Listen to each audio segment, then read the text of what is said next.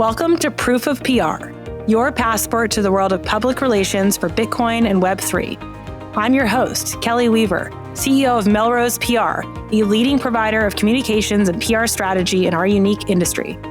Get ready for an inside look into the future of finance, technology, and entrepreneurship from those driving innovation in the space.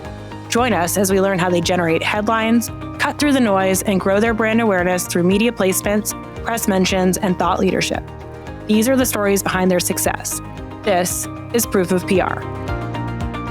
Hi, everyone. Today, I am so excited to be joined by Camila Russo, who is the founder and CEO of the Defiant. Welcome, Cami. Thanks so much, Kelley. I am so excited to meet you here today for the first time. I've known of you and known you for many years now and have kind of watched your journey to founding the Defiant, and I've been so impressed and inspired by it. And I really feel like you are one of the female trailblazers in our industry. So thank you so much for coming on the show today. Of course, and thank you for that. I appreciate it. It's really been fun to watch. So I know a little bit about your background, but will you share with the audience what you were doing prior to launching the Defiant? I was at Bloomberg. I was a Bloomberg News Markets reporter for a while. So I was there for 8 years. I started as an intern in New York in the emerging markets team. Then I was in Buenos Aires and then in Madrid and then back in New York.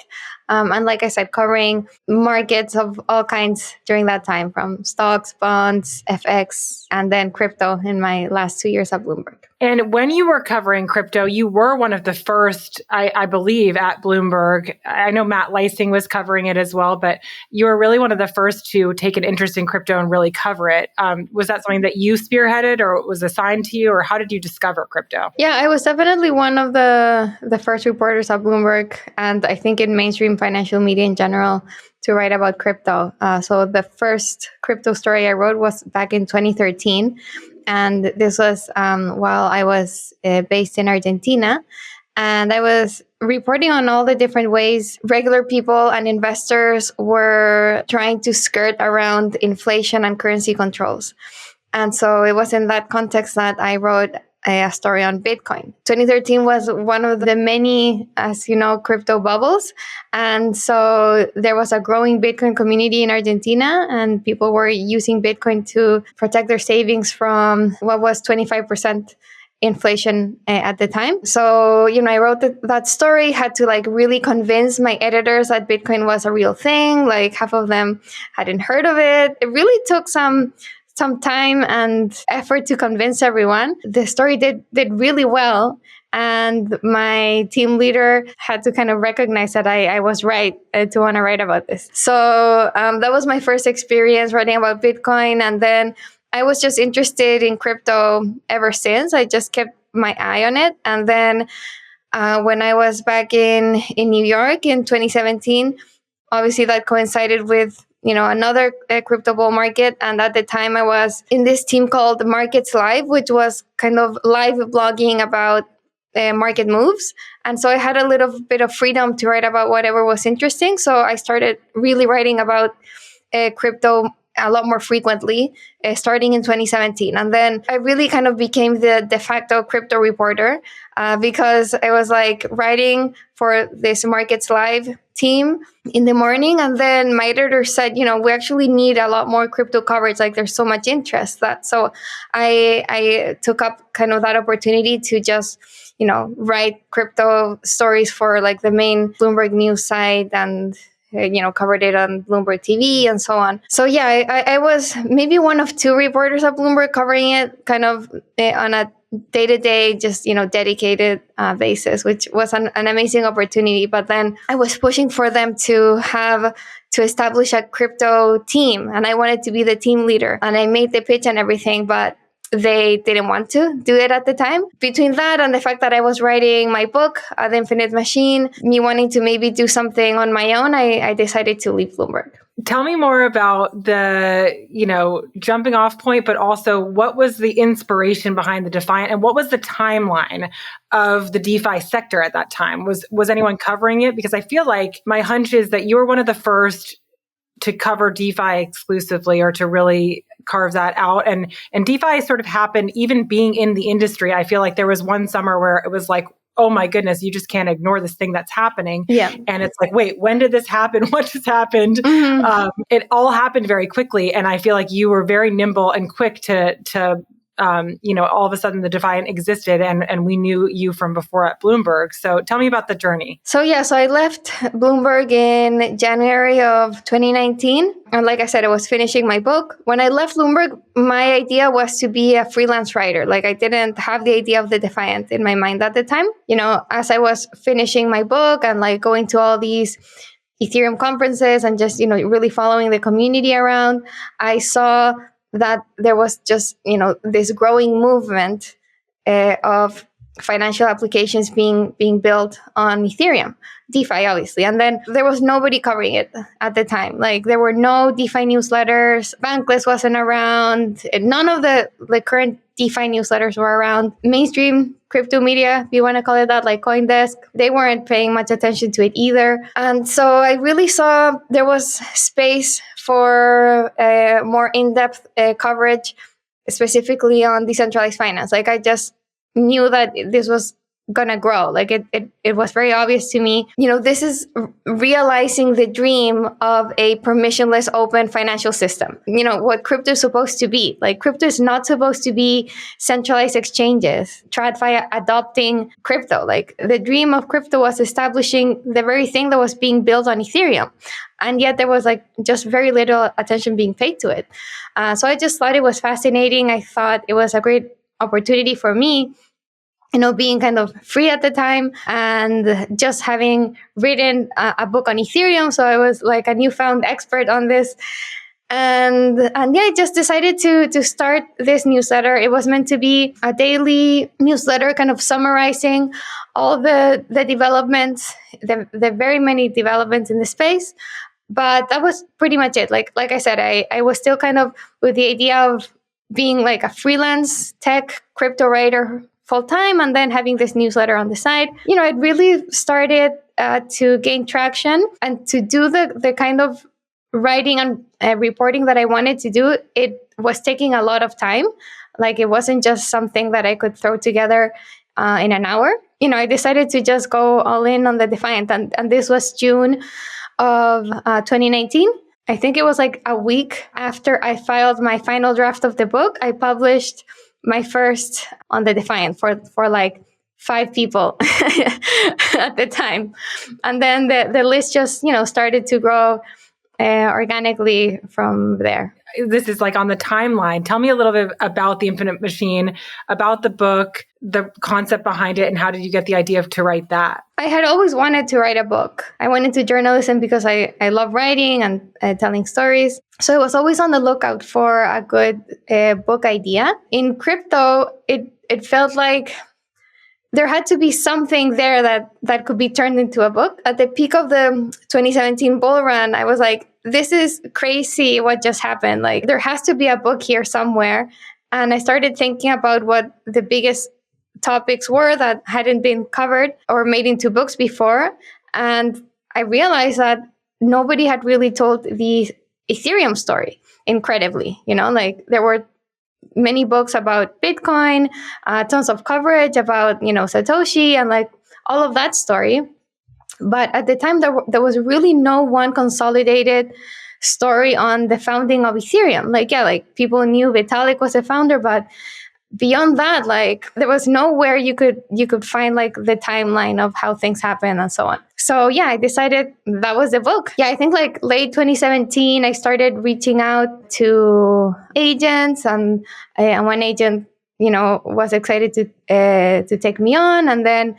In 2018, I got publishing deal with HarperCollins. Early 2018, I think it was like April. And then, I wrote The Infinite Machine all through 2018 and 2019, and then published it in July of 2020. And the idea was, like to have this one consolidated place where people could understand how Ethereum came to be, the people behind it, like the story behind it.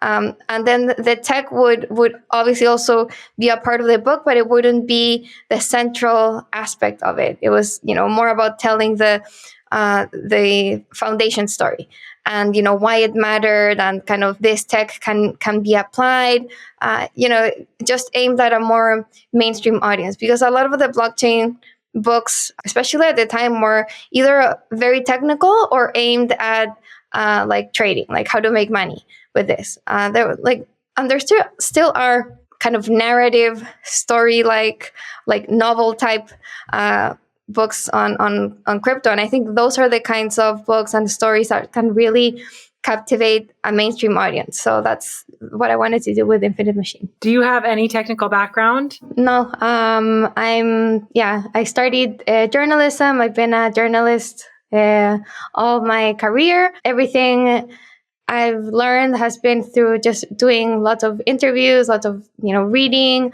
No formal background, just like hundreds and hundreds of interviews with technical people. And how was the book received? And what was that process like? I was really overwhelmed by the positive reception of the book. Like I was so scared the day it came out, because you know how, crypto Twitter can be. It can be like a big mob, and things can really quickly turn into just like, I don't know, a bad place. But it was the opposite. Like people started getting my book and reading it, and just like incredibly, like I don't think I got any like real negative feedback. Like everyone was just super supportive and happy with the book and happy with the story. As a writer, to have even those who you maybe criticized or said unpleasant things about in the book, people like Charles Hoskinson, who maybe doesn't come out great in the book, or Gavin Wood at places, or Ming Chan, like people who are like a bit controversial within the Ethereum story. The book is accurate. That's the main thing that I wanted to achieve. It's like a very, just like an Ethereum story that was as close to reality as I could, and just made sure that all of the facts were super airtight, triple checked, that everything could be verified by emails, blog posts, just like primary data that was out there, from the time. I made sure that, if my sources could send me emails from that time, or recordings, or any kind of source of primary first person material I could get my hands on, I used that. It didn't have a lot of kind of the gossip around the founding events. I feel comfortable with what I publish, because it's all things that can be verified or that multiple sources agreed with. I wanted this to be kind of like, if you want just like the Ethereum story that's kind of the consensus of how things happen, then that's what I tried to do with Infinite Machine. It's so impressive. I mean, I love that you are rooted in it sounds like pure authentic journalism, and that was your dream to write a book, and you just went after it and you did it, and that it was so well received, especially in a industry which, you're right, like people love to throw egg on each other's face all the time, and it's very hard to put yourself out there. So your story is so inspirational, honestly, and you're just a go-getter. And then also, I feel like the timing with the Defiant is, I'm so excited to hear more of this story, because the fact that it went from a newsletter with a very small audience, even we worked in the industry at the time, and we were not quite aware of all that was being built on Ethereum, like at that very moment. Mm-hmm. It happened very quickly. Yeah. So tell me more about how the Defiant sort of went from just being a newsletter to where you are today, which is like the trusted source in that vertical. It was very organic how it all happened. Like I said, starting the Defiant, it wasn't my goal to make it a media company, but when I saw its potential, it very quickly became my goal to make it a lot bigger than a newsletter. So I just started, just like pouring my heart into it, just making it as good as I could, being very professional about it, just like not missing one issue every single day, being there for my readers. I was doing it by myself at first, just like publishing 100% of the content of the newsletter. When I started taking on sponsors, just doing the sales as well, I started taking on contributing writers. And this was just, a function of like me trying to keep up with everything that's happening and the growth of the Defiant and sales and all of that. I was like, okay, I really do need help. So I reached out to Cooper Turley at the time, who's now like grown into become like a NFT influencer and a VC in the space, like super well known. But he started out as a writer for the Defiant newsletter. And he was at DeFi Rate before that. And then Lucas, who then went to Bankless, also was writing at the Defiant at the time. I started, taking on these contributors. There was no growth or marketing team. It was just us writing.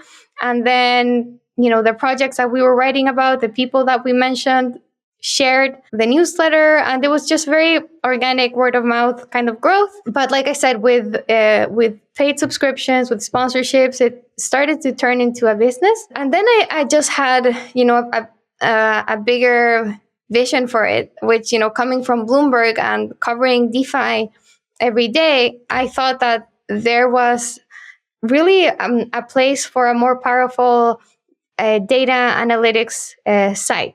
Something like a Bloomberg terminal, but for crypto and DeFi. That's the dream I had for the Defiant for a long time. And so I raised a small seed round in 2020. And with that, I took on, a bigger team, like a full-time reporters and developers to build out the data side of the Defiant. And, that's how it continued to grow. I decided to start doing weekly interviews. And at first I was just publishing them on the newsletter. But then I decided, I'm already doing these interviews, might as well turn it into a podcast. So that's how the podcast came out. And then this amazing video producer reached out to me and said, hey, I want to do DeFi content. Let's do something together. And then we partnered. And he started the Defiant YouTube channel. He was full-time at the Defiant for a long time, but he recently left to start his own company. That's Robin, aka Supermassive. He was his own agent and he would want to do his own thing, but at least he kickstarted the Defiant YouTube channel in a great way. So yeah, everything just slowly kind of, or not slowly, but pretty organically kind of came together. And then suddenly, with all the contributors writing for the newsletter, there was just so much content.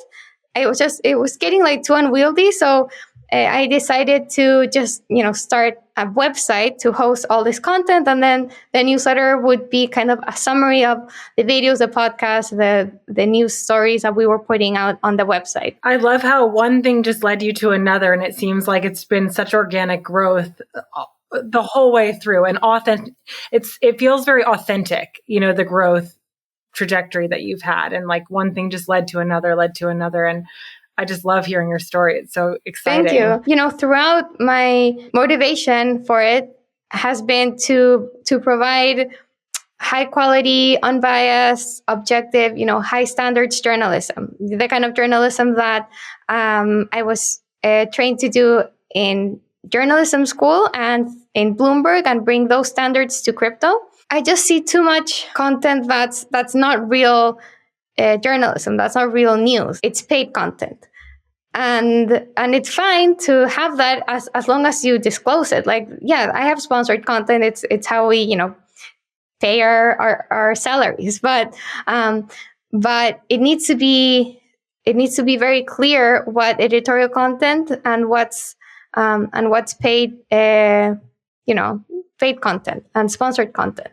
And that's not the case in a lot of crypto media. I think there's also just this blurred line between objective reporting and objective news articles and what's effectively people just promoting their investments. There are so many investors who have their own content platforms, their own podcasts, their own newsletters. There's a big audience that's relying on this information. Investors can put out great content, but it's not the same to read something that obviously has a clear bias, that's intended to promote an investment, it's very different to have that be your source of information versus something that was created from a journalist that has no agenda other than to just report the facts. I think content in crypto is very messy, and there just needs to be more objective, better reporting. I think definitely outlets that are doing great journalism. I don't know. Unfortunately, it's fewer than I'd like. I mean, for an industry that's so big, there should be just like more dedicated reporting around it. I agree with you. And it's a really good point that I suppose for people who are like the consumer or the consumer of information, it's not necessarily super consumer facing, but developers and anyone reading, for them to think about who owns the media company and what the agenda might be. A lot of our audience for this podcast is marketers and PR professionals. How do you work with PR people? What do you like about those types of relationships, and any tips that you might have for those types of people who are looking to pitch some of your editors and reporters at Defiant? Definitely the relationships between journalists and PR professionals is not the lifeblood of media, but it's such an important source of news for us, for sure. I think what's tough though is to be able to distinguish or to kind of filter the amount of pitches and releases and announcements that we get, and filter that to really get what's going to be most interesting to our readers. So I think that's a challenge, and I think the way to improve that from the PR agency side is to just be more targeted with your pitches, because like everyone is flooding all journalists with all of a bunch of announcements. A lot of journalists just like tune out all of the releases that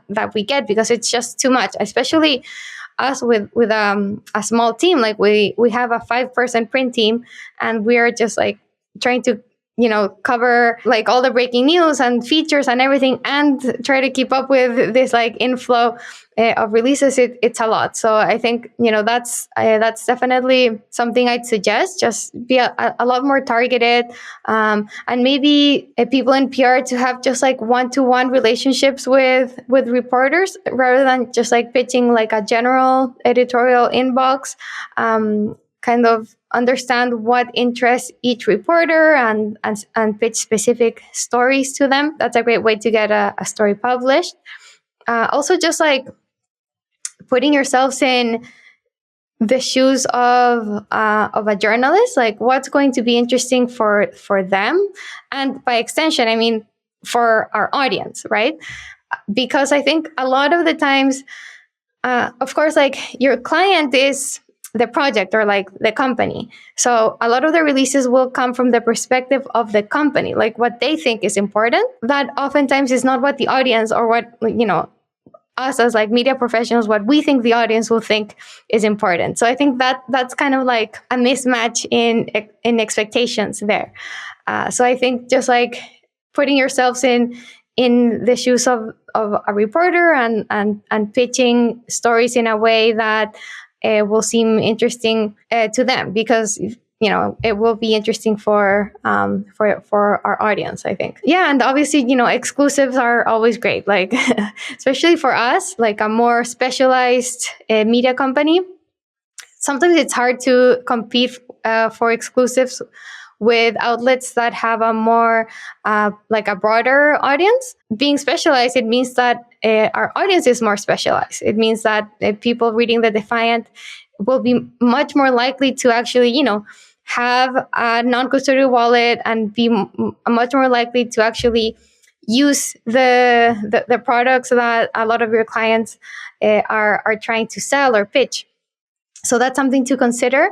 Sometimes a more specialized audience is better for an exclusive, or to put out a story than an outlet with just a bigger audience, but less specialized one. Such great points. Thank you for sharing all of those. And it's a lot of it is about client education and client expectation management, because two of the last points you made, one is I feel like our clients have discovered that with time that actually the most impactful stories are from the most targeted publications. And so like perhaps from like a vanity standpoint, the mainstream media who everybody socially knows the names of, like Bloomberg, carries a big punch, but then maybe the actual crypto users at the end of the day or developers are reading more targeted outlets. And then, your point about what's going to resonate with the audience and what the company's agenda is something that we struggle with all the time. It's like setting client, this is exciting for you because it's a product feature update, but I think it's exciting for you and for your community. And it may not be exciting to the greater industry yet until there's more traction and something to show for it. So it's just a matter of trying to coach them through that process. Yeah, and then, I bet it's a balancing act for sure. Yes, for sure. Mm-hmm. But then, anyways, great points. Thank you so much for sharing all of that. What are some of your favorite guests or experiences that you've had with the podcast? I've just been lucky to have been interviewing great founders, investors, just like members of this broader community since like 2019. So, I was one of the first to interview Sunny, or like Kane from Synthetics, or Rune from Maker. Like all of the founders of the big DeFi protocols of today were on the Defiant when everything was so much smaller and they were just like trying to break through. That's been great to kind of have grown all together from when DeFi was just like so tiny. Obviously, we've had Vitalik on a couple of times, and he's always so interesting. Other kind of layer one chain founders like Gavin Wood, Anatoly from Solana. That's always interesting. We've had some like really big names as well, like Mark Cuban, like the Winklevoss twins. It's always cool to see kind of where their heads are at in terms of the market and where they're seeing things going and what their favorite asset is. I remember in the Mark Cuban interview when he said he was like switching from Bitcoin to ETH. And it was like the first time that he had said that. So that was really cool. So many interesting. It's hard to pick one or even a couple of good interviews. You've been woven into the fabric of this industry. It's so cool that you've been able to cultivate all of these amazing experiences. Has the community you mentioned Twitter earlier when you were launching the book. You talked about how it's a tough audience on Twitter or X or whatever we want to call it today, crypto Twitter. How do you have a thick skin with some of that stuff, or has the community mostly embraced you and the Defiant? Everyone's been very welcoming and just like positive in the way that they talk about the Defiant and myself. The Defiant as a brand, I've tried to build it as something, again, that's pretty objective. So we're not taking any specific sides. We're doing just like unbiased journalism. We're inside the community, but we're not taking any sides. So I think that's why we've been a bit shielded from the mob that can be crypto Twitter at times. And the same for myself. I take a pretty similar position. I'm not wired as an investor or trader. So I also look at crypto and cover crypto from a pretty objective place. So I think that's been able to just like shield me from any kind of specific attacks. You mentioned that the relationship with PR people is really important. You've also mentioned like some of the great guests that you've had on the podcast and I'm sure interviewed for your book and whatnot. How do you keep in touch with your sources? Is it, directly some of the time and then through their PR folks some of the time?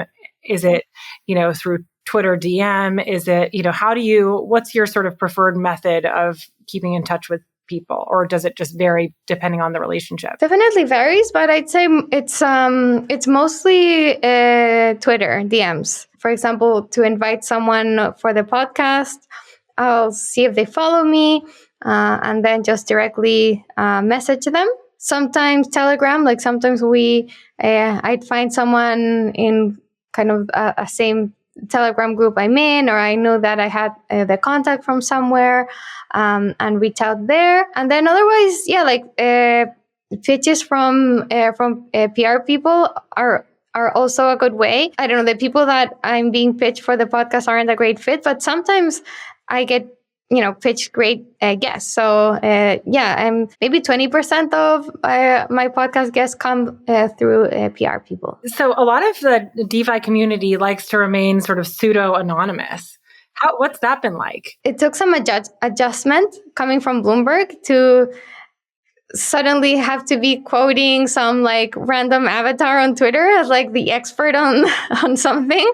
Like at first it was like this is definitely not allowed in like real journalism, but but then I had to just go with it, with the Defiant, and adapt our rules and standards to the industry. And sometimes the anon avatar is going to be the expert in whatever you're talking about, or is going to be the founder of, some important protocol.